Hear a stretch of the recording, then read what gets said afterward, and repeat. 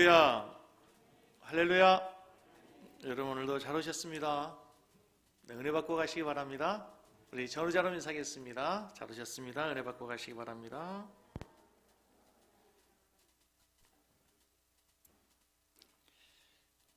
성도는 신앙생활 잘하기 위해서, 행복한 신앙생활을 위해서는 관계를 잘 맺어야 된다 했습니다. 첫 번째는 지도자와의 관계를 잘 맺으라 그랬습니다. 지도자들을 존경하고 그들의 수고를 알아주라. 그리고 두 번째는 성도들과의 관계가 참 중요합니다. 수평적인 성도들과의 관계가 잘 맺어질 때 더 풍성한 하나님의 사랑을 누리고 또 행복한 신앙생활이 될 수 있는데, 성도들과의 관계에서는 바른 말을 권면해 줄 수 있어야 됩니다. 아첨하는 말, 또 비유를 맞추는 그런 말이 아니라 잘못된 것을 잘못됐다고 얘기할 때 따뜻한 말로, 정말 그를 사랑하는 말로 권면해 줘라. 그리고 마음이 약한 자들을 격려해 주고 힘이 없는 자들은 어떻게 해요? 붙들어 주라 그랬습니다. 그리고 지난주에 생각나십니까? 모든 사람에 대해서는 어떻게 해요? 오래 참아주라 그랬습니다. 그래서 사랑은 오래 참는 것이다. 오래 참아주라. 고린도전서 13장에서 사랑을 정의할 때 사랑은 오래 참습니다. 모든 것을 참습니다. 그리고 끝까지 견뎌주는 것이 사랑이라 했습니다. 이제 오늘은 이제 또 다른 관계, 하나님과의 관계를 잘 맺어야 됩니다. 무슨 관계를요? 하나님과의 관계를 잘 맺어야 됩니다. 신앙생활은 철저한 하나님과의 관계, 대신 관계가 중요합니다. 하나님 관계가 깨지면 모든 것이 깨지게 되어 있습니다. 하나님과의 관계가 무너지면 모든 것이 다 무너지게 되어 있어요. 인생의 기초마저도 무너집니다. 그래서 하나님과의 관계를 잘하는 사람에게는 오늘 세 가지가 나타나는데, 항상 기뻐하고 쉬지 말고 기도하고 범사에 감사하는 삶이 돼요. 이게 하나님과의 관계에서 나타나는 삶이에요. 그래서 하나님이 우리를 향하신 뜻이에요. 사는 성도 여러분, 하나님의 뜻대로 살기를 축복합니다. 다시 한번요, 여러분 하나님의 뜻대로 살아가는 여러분 되기를 축복합니다. 우리는 하나님의 뜻대로 살기를 원합니다. 그래서 하나님의 뜻이 궁금할 때가 많습니다. 그래서 우리가 하나님께 기도하지 않습니까? 하나님, 기도하는 가운데 주님의 뜻이 무엇입니까? 주님의 뜻을 가르쳐 주십시오. 하나님의 뜻을 알고 싶습니다. 왜 우리가 하나님의 뜻을 구합니까? 하나님의 뜻대로 살아야 하나님이 기쁘시게, 하나님을 기쁘시게 할 수 있기 때문에, 그리고 하나님의 뜻대로 살아야만이 우리가 하나님의 자녀다운 삶이 되고 복된 삶이 되기 때문에 우리는 하나님의 뜻이 중요합니다.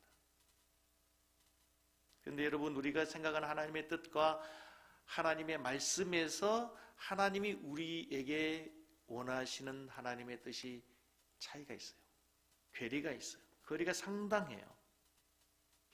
은혜 받은 사람들이, 특별히 은혜 받은 젊은이들이 하나님의 뜻을 구합니다. 주님, 제가 신학교를 가야 돼서 신학교를 가서 주의 종이 되는 것이 하나님의 뜻입니까? 아니면 내가 이 세상에서 물질을 많이 벌어서 하나님의 교회 물질로 봉사하는 것이 하나님의 뜻입니까? 한 번쯤 그런 기도를 하죠. 은혜 충만하게 받고 믿음이 충만해지면 하나님 혹시 나를 부르신 거 아닙니까? 그러면서 내 한쪽에서는 아니, 그것은 아닌 것 같고 내가 하나님 물질로, 몸으로, 내 삶으로 하나님께 봉사하는 것이 하나님의 뜻입니까? 이렇게 우리가 생각할 때가 많다. 그러나 하나님은 그렇게 우리에게 말씀하지 않았어요. 하나님께서 네가 신학교를 가든지 네가 사업을 하고 직장생활을 하든지 무엇을 하든지 항상 뭐하고? 항상 뭐하고? 기뻐하고 쉬지 않고 기도하며 범사에 감사하는, 이게 하나님의 뜻입니다. 네가 신학교를 가든지 사업을 하든지 직장생활 하든지 기뻐하고 기도하고 감사하는 것, 이게 하나님의 뜻이라는 거예요. 하나님, 제가 집을 살 때 아파트를 살까요? 단독주택을 살까요? 안산에서 살까요? 송산에서 살까요? 하나님, 그거 우리에게 원하지 않는다. 내가 단독에서 살아도 상관없고 아파트에 살아도 상관없어, 송산 신도시에 살아도 상관없고 안산에 살아도 상관없는데 내가 항상 기뻐하고 범사에 감사하고, 이제 좀 장단이 많네, 쉬지 말고, 이게 우리 하나님의 뜻이란 말이에요. 우리가 교회를 위해서 기도할 때 하나님, 이 교회입니까? 저 교회입니까? 어느 교회입니까? 그때 주님이 이렇게 말씀하신다는 거예요. 내가 어디 교회 가도 상관없어. 내가 항상 쉬지 말고 범사에, 그래, 어디 교회 가든지 내가 어디에서 신앙생활 하는 것보다 중요한 건 네가 항상 기뻐하고 쉬지 않고 기도하고 범사에 감사해. 이게 하나님의 뜻이라는 거예요. 하나님의 뜻은 대단히 간단해요. 어렵지 않아요. 대단히 심플해요. 반대로 사탄의 뜻은 뭘까요? 우리가 기뻐하지 않는 거예요. 기도하지 않는 거예요. 감사하지 않는 거예요. 그래서 사탄은 어떻게 해서든 우리의 기쁨을 빼앗아요. 기도의 자리에 나오지 못하게 해요. 핑계에 대해서 기도하지 않게 해요. 기도하지 못하게 해요. 감사 대신에 불평하고 원망하게 해요. 여러분, 지금 여러분의 삶을 한번 체크해 보시는데, 여러분이 하나님의 뜻 안에 거하고 있는지 아니면 하나님의 뜻 밖에, 하나님 밖에 있는지 여러분이 체크해 볼 수 있어요. 세 가지를 점검하면 돼요. 지금 기뻐하고 계세요? 기도하고 계세요? 감사하고 계세요? 하나님의 뜻 안에 있는 거예요. 이게 없다면, 이걸 잃었다면, 이게 무너졌다면 우리 지금 하나님의 뜻 밖에 있는 거란 말이에요. 근데 여러분, 이 세 가지는 하나님의 명령인 걸 아세요?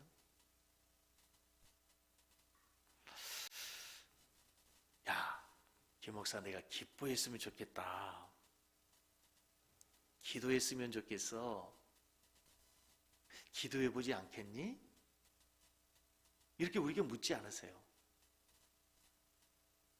명령입니다. 기뻐해라, 기도해라, 감사해라. 명령이에요. 조건을 달지 않아요. 타협하지 않아요. 우리의 의견을 묻지 않아요. 왜 그럴까요? 왜 우리에게 묻지 않아요? 너 기도해보지 않겠니? 왜 하나님 묻지 않죠? 그렇게 하지면 우리의 영혼이 망가지기 때문에 그래요. 이 세 가지를 우리가 잃어버리면 우리의 삶에 하나님께서 주시는 축복이 되지 않기 때문에 그래요. 아무리 하나님 우리에게 많은 것을 쏟아 부어주고 아무리 많은 것을 우리에게 베풀어 주셨어도 이 세 가지가 없으면 축복인 것을 몰라요. 근데 우리가 기뻐해라, 기도해라, 감사해라, 이 말씀에는 다른 의의가 없어요. 다른 이의가 없어요. 아멘, 아멘, 아멘이에요. 그런데 문제는 앞에 있는 부사예요. 기뻐하긴 하는데 어떻게 항상 기뻐할 수 있죠? 기도하긴 해야 되는데 어떻게 쉬지 않고 기도할 수 있어요? 감사할 수 있어요. 그런데 어떻게 우리가 범사에 감사할 수 있겠냐고요. 여러분, 인간은 감정의 동물입니다. 동물이 아닙니다. 기쁠 때가 있고 슬플 때가 있어요. 웃을 때가 있고 울 때가 있습니다.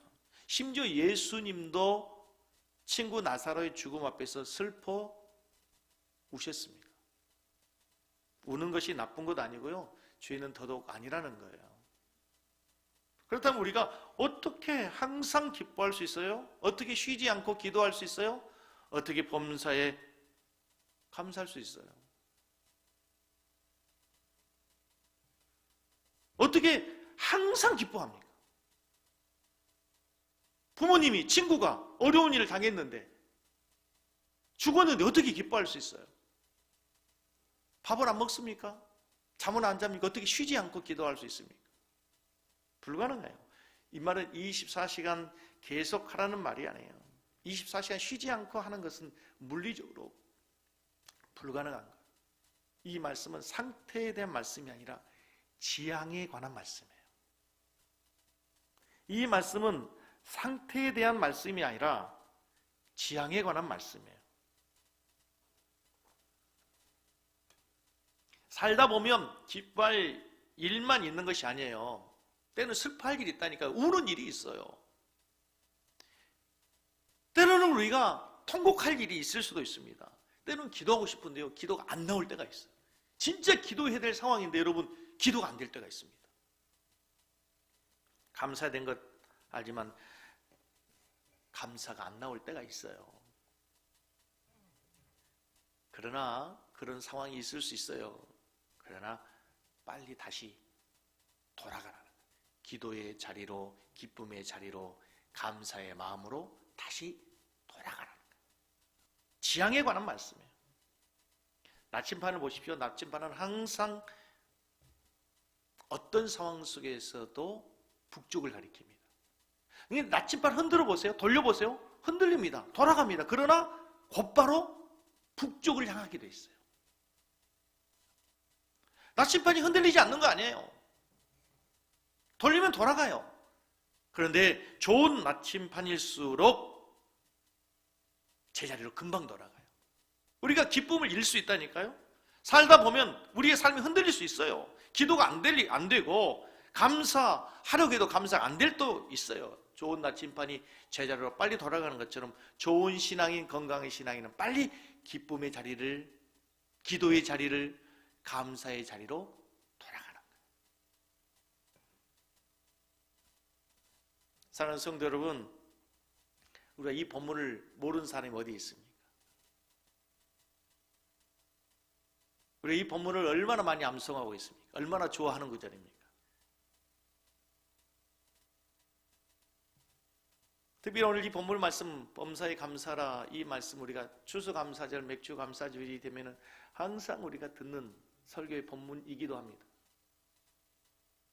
그래서 저는 오늘 감사하라, 기도하라는 말씀보다도 짧은 시간이기 때문에 기뻐해라 라고 하는 말씀에 우리가 초점을 맞춰 설교를 준비해 보았습니다. 사랑하는 성도 여러분, 어려우시죠? 힘드시죠? 그러나 여러분, 다시 한번 이 시간 기쁨을 회복하고 돌아가시기를 축복합니다. 기쁨을 회복하고 돌아가기를 축복합니다. 코로나로 인해서 우리 성도들이 잃어버린 것이 참 많습니다. 어떤 분들은 경제적 손실 또는 직장을 잃어버릴 때도 있습니다. 어떤 분들은 사업장을 문을 닫아야 되는 분도 있습니다. 또 우리가 많은 것을 잃어버린 중에 일상의 삶을 잃어버렸습니다. 명절인데 지난주에 고향 가고 부모님 찾아가서 담소 나누고 대화하고 식사하고 형제간의 사랑을 나누는 것도 우리가 제재를 받고 잃어버렸습니다. 친구들과 함께 저녁 먹고 차 한잔 마시는 그 소소한 일상의 삶도 우리가 잃어버렸습니다. 그러나 여러분, 특별히 성도들이 잃어버린 가장 큰 것 중에 하나가 뭡니까? 영적 삶의 기쁨을 잃어버린 거예요. 찬양의 기쁨, 예배의 기쁨, 무엇보다도 성도들과의 사랑의 교제를 통해서, 셀 가족의 교제를 통해서 하나님의 사랑을 함께 나눌 수 있는 그 기쁨을 잃어버렸다는 거예요. 영적 교제의 기쁨을 잃어버렸다는 거예요. 하지만 오늘 주님 우리에게 말씀하십니다. 우리 교회를 향해서, 우리 성도를 향해서 하나님의 뜻이 있습니다. 다시 항상 기뻐할 수 있는 성도들 되기를 축복합니다. 항상 기뻐하는 성도들, 주님의 뜻에 순종하는 성도들 되기를 주의 이름 축복합니다. 우리는 항상 어떤 환경과 조건에 의해서 기뻐하고 슬퍼합니다. 그것이 우리 인간입니다. 하지만 영적인 깊이가 더해지고 하나님과 더 긴밀한 교제가 이루어지면 새로운 기쁨이 있습니다. 환경을 초월하는 기쁨이 있어요.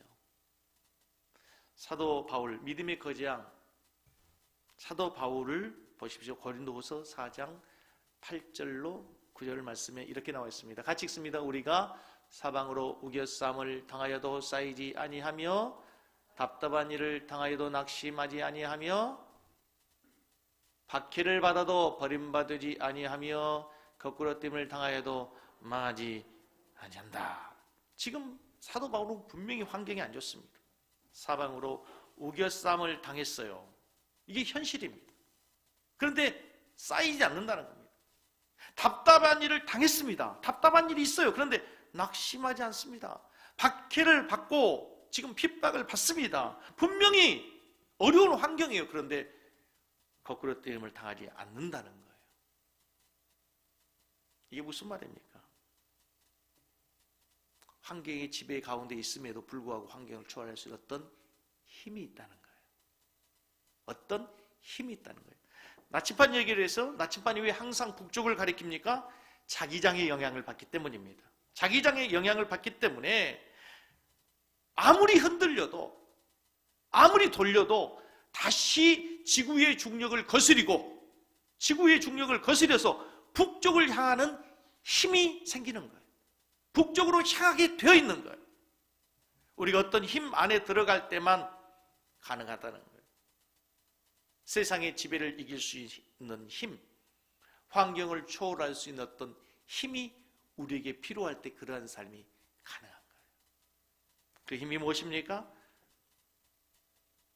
그것이 바로 주님 안에 있을 때 주님의 능력으로, 주님 안에서 주님이 주시는 능력으로 우리가 그 환경을 초월하는 기쁨을 누리게 되는 거예요. 다시 빌립보서 3장 1절 말씀을 다시 한번 보겠습니다. 끝으로 나의 형제들아, 끝으로 나의 형제들아, 끝으로 나의 형제들아. 이걸 왜 강조한 줄 아세요? 기뻐하라가 아니에요. 어디에서? 주 안에서 기뻐해라. 너에게 같은 말을 쓰는 것이 내게 수고로움이 없고 너에겐 안전하다. 끝으로 형제들아, 주 안에서 기뻐해라. 무슨 얘기입니까? 사도 바울은 지금 감옥에 있습니다. 사도 바울의 환경은 너무나 열악합니다. 그런데 오히려 감옥 속에 있는 사도 바울이 세상에 있는 빌립보 교회 성도를 향해서 위로합니다. 격려합니다. 기뻐해라, 기뻐해라, 기뻐해라. 근데 그 기쁨이 어디 안에서 기쁨을? 주님 안에서 기뻐해라. 사랑하는 성도들이여, 항상 기뻐하는 것은 환경을 초월하여 계시는 주님 안에 있을 때 그 기쁨을 누릴 수 있음을 믿습니다. 사도 바울은 지금 감옥 안에 있지만 주님 안에 있는 거예요. 사도 바울은 지금 감옥 안에 있는 게 아니에요. 감옥 안에 있지만 주님 안에 있어요. 그래서 기뻐해라. 주님 안에 기쁨을 너희도 또 누리라. 이렇게 권면할 수 있는 겁니다. 근데 여러분, 원래 하나님께서 우리 인간을 창조하실 때 우리에게 원하시는 삶, 우리에게 주시기를 원했던 삶이 기쁨의 삶이었어요. 그게 뭐냐면 에덴 동산에 살게 하셨어요. 근데 그 에덴의 뜻이 기쁨이라는 뜻이에요. 그래서 라틴어 성경에서는 이 에덴 동산을 번역할 때 기쁨의 낙원, 기쁨의 동산이라고 아예 번역을 해버렸어요. 이사야서 51장 3절 말씀에 보면은 이렇게 에덴 동산을 얘기해요. 나 여호와가 시온의 모든 황폐한 곳을 위로하여 그 사막을 못 갖게, 에덴 같게, 그 광야를 여호와의 동산 같게 하였나니 그 가운데서 모함과 기뻐함과 즐거함과 감사함과 청하는 소리가 있으리라. 너희들이 지금 사막에서 살고 있고 종살이 가운데, 포로 가운데, 억압 가운데 있지만 장차 내가 너희를 에덴 동산으로 인도할 것인데 그곳에서는 너희들이 기쁨과 즐거움과 감사하는 삶이 주어지게 될 것이다. 다시 말하면 내가 너희들이 에덴 동산과 같은 삶을 주겠다는 말은 무슨 말입니까? 기쁨의 삶, 감사의 삶, 즐거움의 삶을 주겠다는 하나님의 약속인 것입니다. 아담과 하와가 에덴 동산에서 하나님께 범죄했습니다. 하나님께 반역했어요. 그래서 추방을 당합니다. 인간에게 기쁨을 빼앗아 버렸어요. 아담은 그래서 땀 흘리고 수고해야 먹고 살 수 있었고, 이제 하와는 해산의 고통, 잉태하는 고통을 더하게 됐습니다. 다시 말하면 범죄한 인간, 에덴 동산에서 추방된 인간은 기쁨을 잃어버린 거예요. 그래서 이 땅에 살면서 슬픔 가득 찬 인생을 살아갑니다. 그런 인생들을 보면서 하나님께서 그냥 두시지 않았어요. 하나님께서 안타까운 마음으로 우리를 구원하기로 작정하시고 예수님을 이 땅에 보내주셨습니다. 근데 예수님이 이 땅에 사시면서 여러 차례 내가 너희들에게 기쁨을 주기 원한다. 내가 주는 기쁨은 세상이 주는 것과 다른 기쁨이다. 너희들이 이 기쁨을 누리기를 원한다. 계속해서 주님이 우리에게 기쁨을 주겠다고 말씀하세요. 근데 실제로 이 주님이 주시는 기쁨을 맛본 사람들이 있어요. 사도행전에 보시면 제자들이 그런 기쁨을 누려요. 그리고 사도행전 16장 34절에 보면은 이렇게 기록되어 있습니다. 그들을 데리고 자기 집에 올라가서 음식을 차려주고 그와 온 집이 같이 읽습니다. 하나님을 믿음으로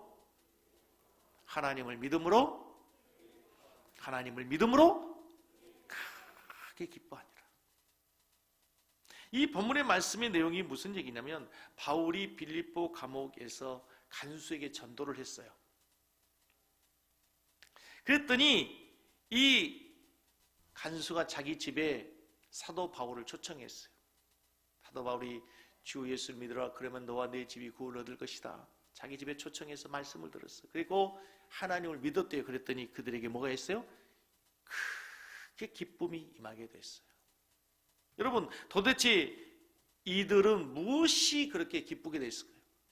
이들이 그렇게 기뻐하게 된 이유가 무엇입니까? 그들이 출세한 것도 아닙니다. 크게 돈을 번 것도 아니에요. 유명인이 된 것도 아닙니다. 세상의 사람들이 부러워하는 쾌락을 누리는 것도 아니고 그들의 환경 바뀌어진 것이 아무것도 없습니다. 그런데 뭐예요? 그들이 예수를 영접한 것밖에 없습니다. 하나님을 믿은 것밖에 없어요. 그런데 어떻게 했다고요? 크게 기뻐했다.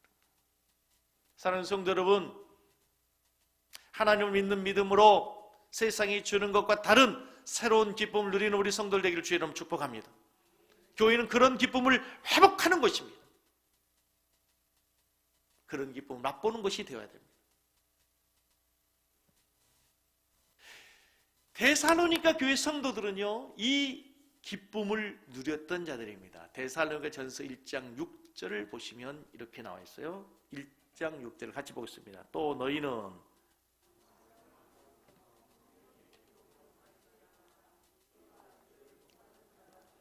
여기 성령의 기쁨이 나와요. 성령이 주신 기쁨. 근데 그 성령이 주신 기쁨 이전에 이들이 어떤 상황에 있었는가 보십시오.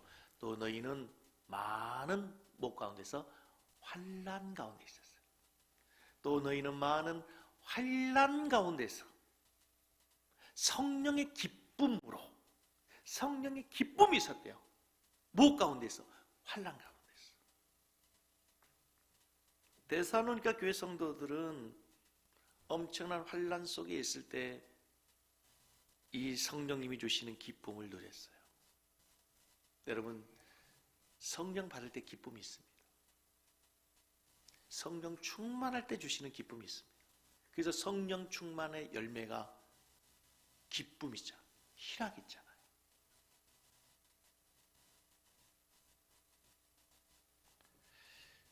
우리 성도들이 우리 섬기는 교회에서 반드시 누려야 될 축복, 반드시 여러분들이 회복해야 될 축복이 바로 이 기쁨입니다. 할렐루야, 할렐루야. 이 기쁨이 어떤 기쁨인지는 말로 설명이 불가능해요. 요한복음 가나 혼인잔치에 물이 변하여 포도주 됐어요. 근데 그 말씀 가운데서 다른 사람은 알지 못하는데 물도온 하인은 알더라 그래요. 그 물이 변화의 포도주 된 그 기쁨을 경험해 보지 않는 사람은 모르는 거죠.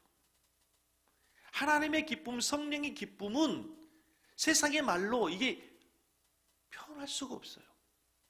무슨 광고에서 그러잖아요. 뭐 좋긴 좋은데 이걸 설명할 방법이 없네. 진짜 이 성령의 기쁨이라는 게 그래요. 이 성령의 기쁨은 좋긴 좋은 것인데 엄청난 기쁨인데 이걸 설명할 방법이 없어요. 이 기쁨을 저는 이 섬기는 교회에서 여러분들이 누리시기를 주의 이름 축복합니다. 세상이 주는 기쁨과 다른 기쁨입니다.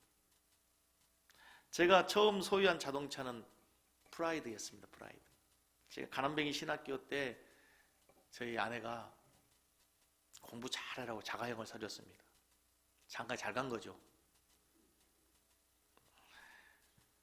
얼마나 기쁘던지 매일 차를 닦았습니다. 세차를 얼마나 열심히 했는지 제가 매일 세차를 하니까 옆집에 사시는 그 아주머니가 그러더라고요. 또 세차하세요 그러더라고요. 또 세차하세요. 제가 그때 얼마나 기뻤는지. 요즘에 제 차는요 세차 별로 하지 않습니다. 그때 차하고는 비교할 수 없이 좋은 차인데도 별로 세차하지 않아요. 근데 그때는 얼마나 좋았던지. 근데 제 차를 얻어 타고 다니던 전도사가 어느 날 제 차를 타지 않고 새 차를 하나 몰고 왔더라고요.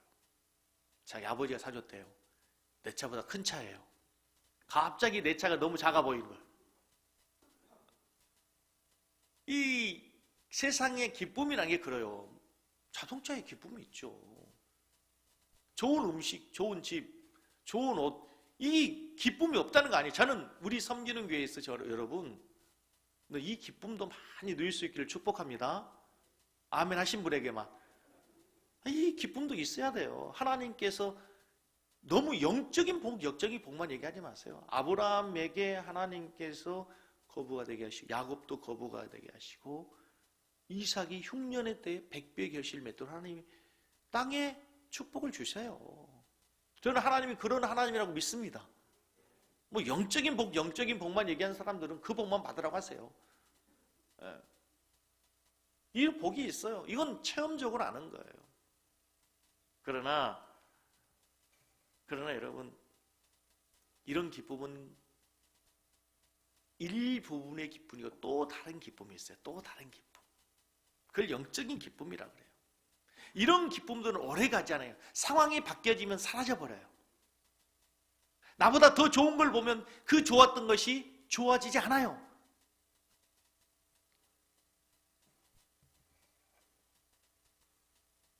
오늘은 하나님의 뜻이 무엇인지를 우리가 지금 살피는 중에 있습니다. 하나님의 뜻이 무엇입니까? 우리가 기뻐하는 것입니다. 기쁘게 사는 것이.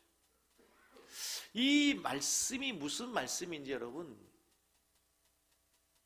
아버지의 마음과 같고 부모님의 마음과 같습니다. 우리 성도님들이 우리 자녀들을 향해서 어떤 마음입니까? 우리 성도님들이 자녀들을 향해서 어떤 마음이세요? 제가 제 딸들하고 이렇게 통화하는 기쁨이 하루에 갖는 큰 기쁨 중에, 즐거움 중에 하나입니다. 이제 멀리 있으니까 자주 못 보니까 자꾸 이제 페이스톡으로 참 너무 좋은 세상에 그렇죠. 페이스톡으로 이렇게 통화하고 대화하는데 얼마나 큰 기쁨이 되고 위로가 되는지 몰라요. 그런데 대화하다 보면은 우리 둘째 소희는요 잘 웃습니다. 참 얘가 긍정적이에요. 밝아요. 어제도 이렇게 식사하면서 이제 통화를 하는데 별 일이 아니에요. 볼 때 그렇게 크게 웃을 일이 아닙니다. 그런데 얼마나 웃는지, 잘 웃는지. 근데 그 아이가 웃으니까 가족이 다 웃게 되는 거예요. 여러분, 그 아이가 웃는데 울 수 없잖아. 그 왜 웃는데 화낼 수 없잖아요. 그 아이가 웃음으로 가족이 다 웃게 되는 거예요. 설교를 준비하면 아 그렇구나. 하나님 왜 우리에게 항상 기뻐하라고 했는지 이 말씀이 가슴으로 느껴지더라고요. 여러분 이렇게 한번 생각을 해보시라고요. 우리 딸이 시집을 갔습니다. 아주 부잣집 맏며느리로 시집을 갔어요. 대저택에 살고 명품을 두르고 다닙니다. 막 귀에 걸고 목에 걸고 반지 끼고 막 주렁주렁 달고 다닙니다. 차도 최고급 승용차를 타요. 그런데 통화할 때마다 못 살겠네, 힘드네, 시어머니가 어떻고 남편이 어떻고 하는 소리가 늘 힘들대요. 그 딸을 보고 너 결혼 정말 잘했다. 내가 너 그렇게 사는 거 원했다, 기도했다. 이런 사람 있습니까? 부모는 절대로 그러지 않습니다. 차라리 조금 부족하고 힘들어도 전화했는데 기쁜 거야, 감사하다는 거야, 고맙다는 거야. 말끝마다 행복하다고. 아빠가 조금 용돈 보내는데 막 좋아가지고 아빠 최고라 그러고, 말해도 아빠 이 다음에 아빠가 은퇴했을 때 아빠 내가 아빠에게 용돈 주겠다 그러고 막 감사하고 하면 어떤 생각? 내가 좀 더 보낼 걸 그랬나? 이런 생각이 드는 거예요. 하나님도 똑같아요. 우리가 기뻐하고 감사할 때 하나님 왜 우리에게 감사하라고 그러냐면요, 우리에게 더 큰 감사를 주시기 위해서 그래요.